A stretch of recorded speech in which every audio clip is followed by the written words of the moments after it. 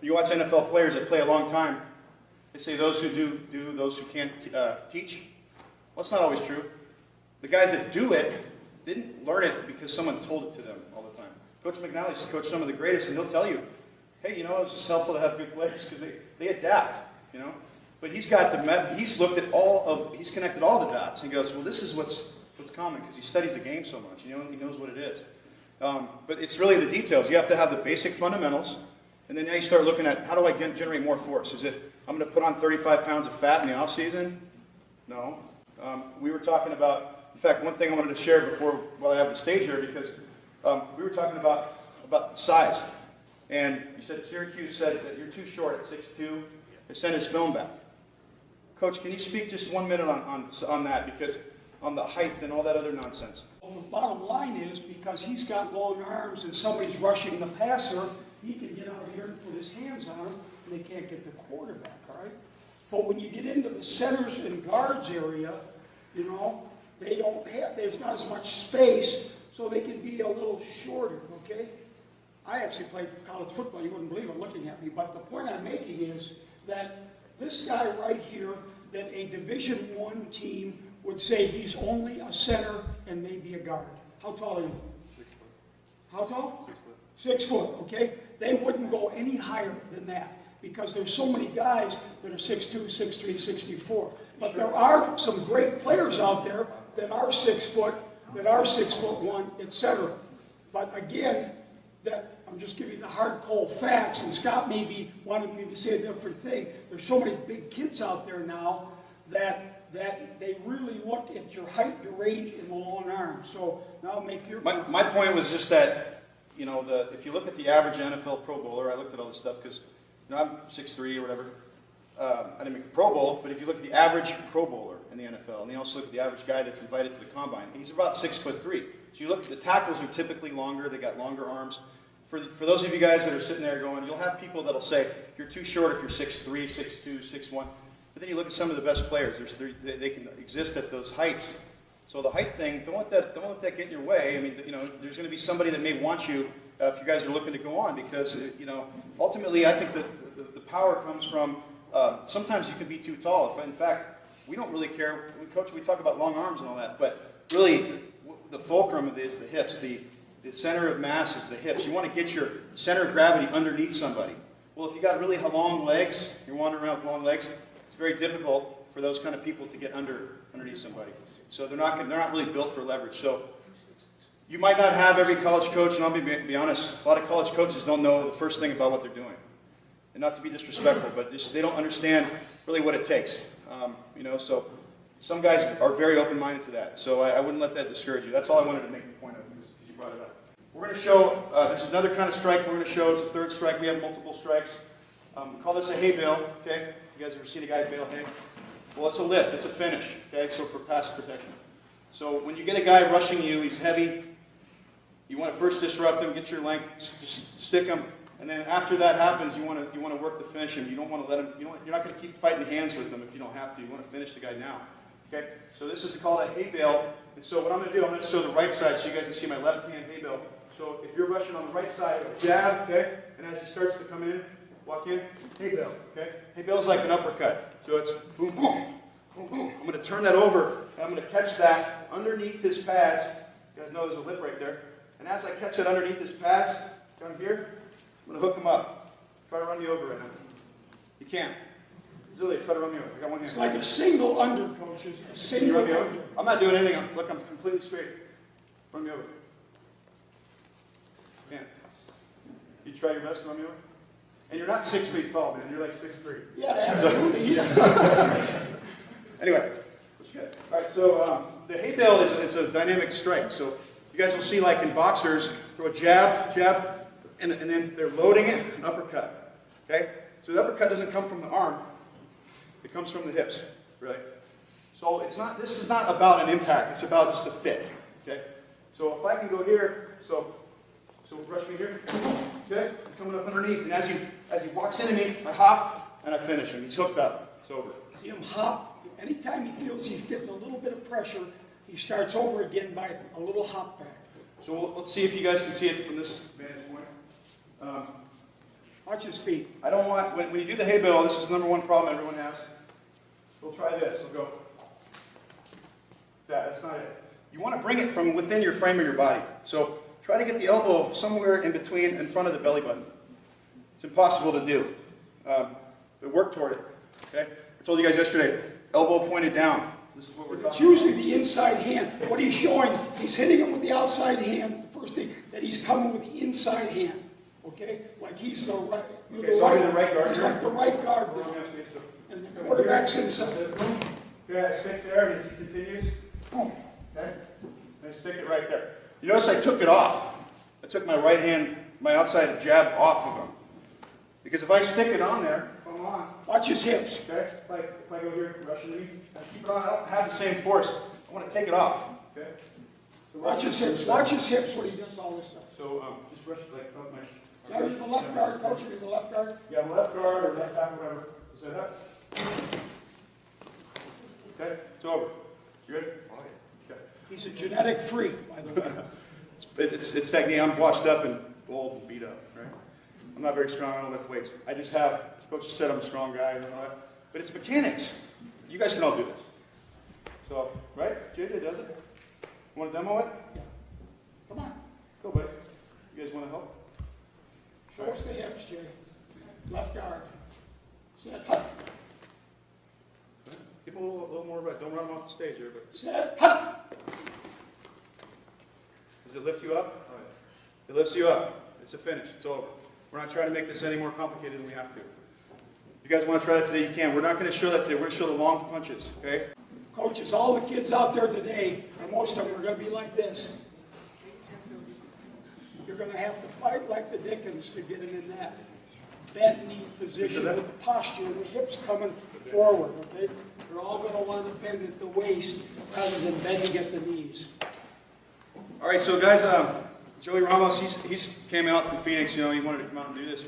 So Joey and I have been working on a lot of this stuff. We've been working together for a little while. But these are some an example of like a focus mid-sequence. If you guys have seen some boxers do it, similar for football. We want to establish, since we're not working with two hands, it's not just this press.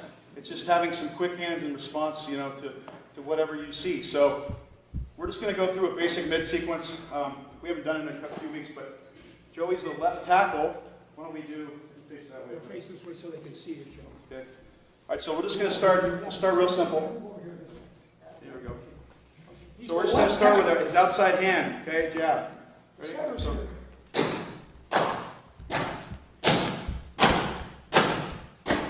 good, okay? So that's his outside hand that we showed you guys. We'll do a 1-2, so that's, okay? He's going to do the jab and the cross, like basically jab pillar. These are two long punches. We'll do this today. Ready? We'll go slow. Okay?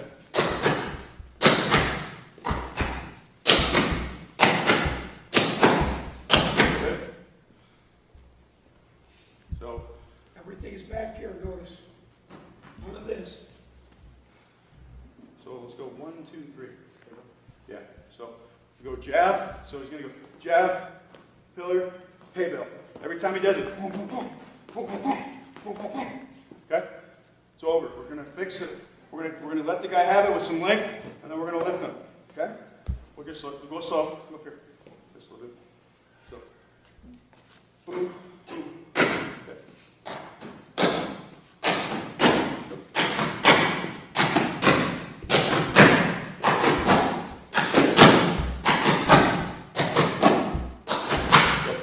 Okay, so we'll do the sequence like that.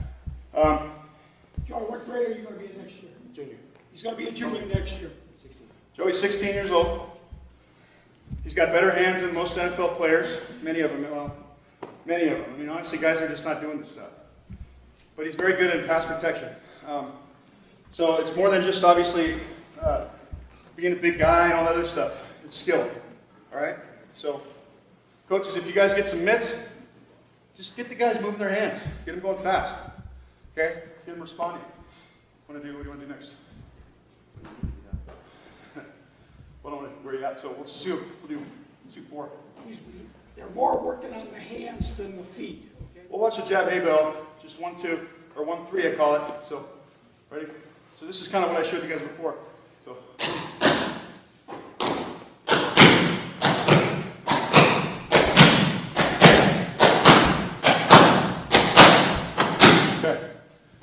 that's good. We're going to move on. Thanks, Joey.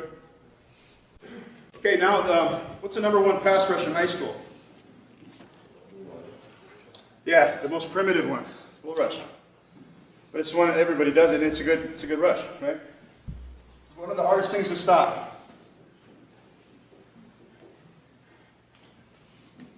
So you have to stop the bull rush without compromising your body control.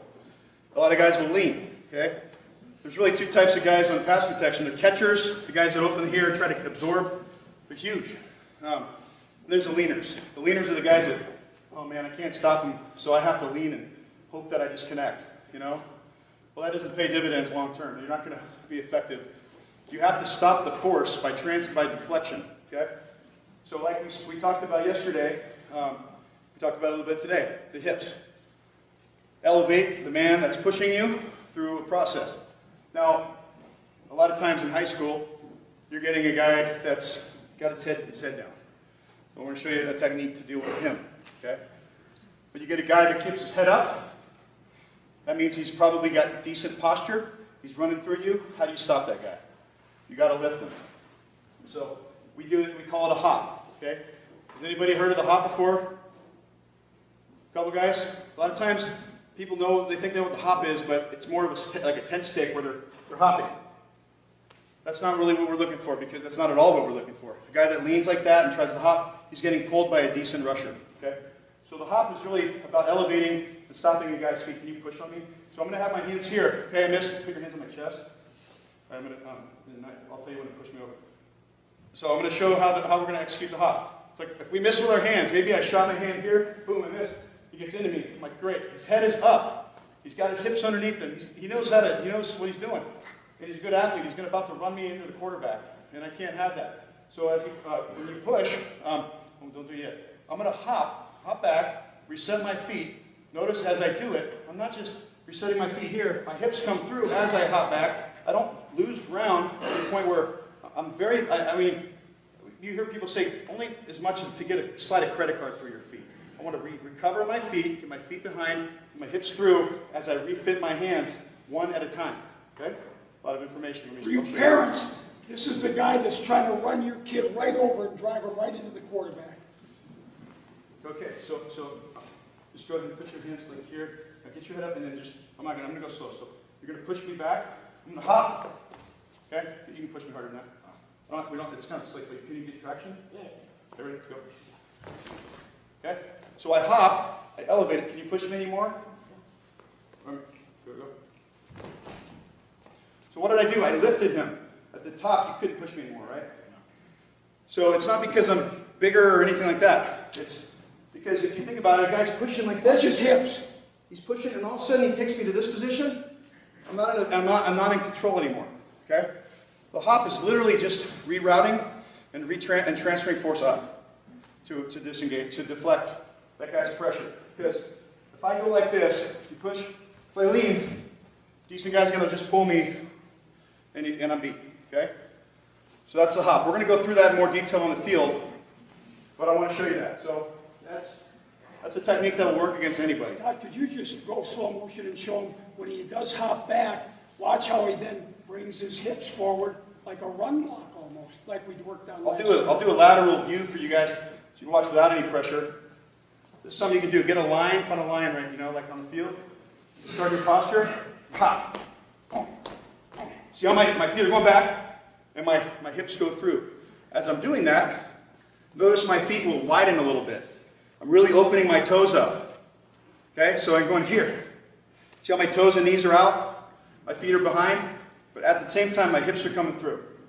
So watch the angle of my body here as I'm getting pushed back. Boom!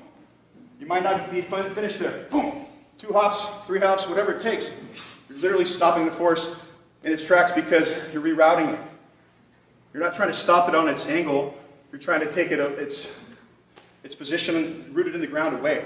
I have a question. Yes. Coach, when you're refitting your hands and you're hopping back, the first time you refit your hands, you still put your hips through? Or always. Second time, or the second time. In other words, your hands are out, you're refitting, you're hopping back, but the first time you refit, you still put your hips through? Absolutely. Yeah. And the second time you refit, you put your hips My hips are always coming through anytime I'm doing anything. Okay. And Yeah, because thanks, Trevor. hopefully if you've hopped back and refit your hands, then the guy doesn't drive you back anymore.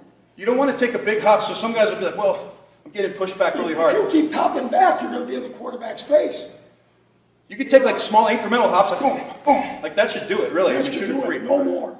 Yeah. And then you're going to climb them, just like the run. Because the strongest position, remember last night when we showed that arc strength of that judo guy or that martial arts guy? So the other thing is you don't, like, you'll see guys, and I'm sure it'll happen here, so don't let me you. Guys will go like this and go, you're done. You get a guy that's got any force, he's going to push you right over. So don't hop, don't take a big hop, just a tight one. Just boom. So one more time so you guys can practice on your own. Watch your feet. Okay? Doesn't seem like it would work. And trust me, you guys will feel it. Bottom line, fellas, what's going to happen is most of the guys, coaches and parents, when the guy gets shoved back, they walk back like that. When you hop, you lower your center of gravity and you can engage the hips again, which is Scott's whole deal that we started last night.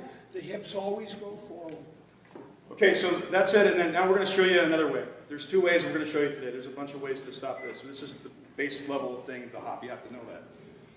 Okay, last thing on the hop, don't windmill, don't do 2 at a time, then you get run over that way too. Okay, so when you hop, you refit. It's better to hold one, to keep some form of pressure on the guy. Preferably move your inside hand first. Yeah, Watch so what Scott does. what coach is saying is if I'm a left side player and I'm getting bull rush, push, I'm hopping, I'm going to refit the inside hand first. I don't do them both at a time. If the guy's any good, he's going to set Take sail. both hands off, he's going to drive you back. Yeah, and so the other thing is when you're refitting your hand, we're not going to cover much about this.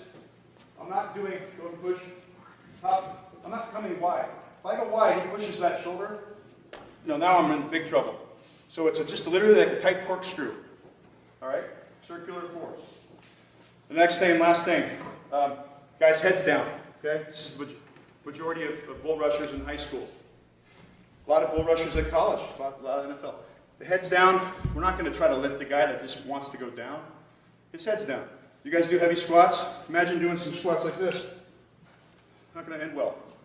Okay, so we're going to put that guy down to the ground. Let's make this easy. Now, I don't want to do this hard in here because I don't want you to fall. He's talking about a guy that really is coming low and his head's down. He's trying to put his helmet right almost in your belly button. A lower goal charge. Okay, so what I want you to do is just be prepared to go down. I'm not going to like slam you down or anything. But go ahead and not yet. Just put your hands on me. So here's the indicator. This is called a cuff. We'll demonstrate more on the field. His hands are on. I'm like, okay, he's really, you can still, now what I want you to do is put one foot in front so you don't fall too far. Okay, now put your hands on me. And I'm not going to snap down too hard. But, you can push me hard, but I'm just going to go here, okay? So all I'm doing is I'm cuffing the hands down. We'll show you the details on the field because I don't want him to go down on it's really hard wood up here. But that's an easy way to put a guy down immediately. And all I'm doing is just, if I'm not there, he's already on the ground anyway. Because he's overextended, his head's down, he doesn't have the posture to transition his hips. So I'm going to feed him to the ground, okay? And to do that, it's super subtle. It's not anything very complicated at all. Okay, and then do we have like 2 minutes, Coach? Yes. We'll do magnetic hands. Joey, this is the last thing we'll do today on the field. Yep. Okay, this is the last drill we'll do. So I call it magnetic hands. It's just recovering leverage when a guy knocks the hands down. So we're going to just go basic stuff today, but I'll show you a little demo. So Joey's going to start with his hands fit on me. I'm going to knock the hand down. He's going to replace. Boom. I'm going to come here with the long arm. He replaces. Refit. Notice his head's back. His hips are forward. See, he's in great shape. He's always responding with his hands in the right position. Okay? So one more time. Out there today, I don't want it to be spastic. Okay? I want it to be under control. So today we're just going to do like some refit stuff. Okay? If I do this, he's going to keep his arms long. If I come with the long arm, he's going to refit. Refit. Okay? Then I might swipe. Fit. Long arm. Okay? I just want him to recover leverage. We'll start with our eyes closed today. Want to go a little faster? Yeah. We won't go too hard here, but I want you guys to start to do these things too. Because half of it, okay, you got your vision on the guy, you see your man, you take your set, you strike. You get your hands fit, you hop, or whatever you do. But now the guy runs a secondary move on you. He's not going to just stop. Now it's about feel. Everything about up into the point of contact is about vision. Everything at the point of contact and after is feel. You don't see this. You don't see the spin. You feel it. Okay. So that's what this drill is really about. Okay.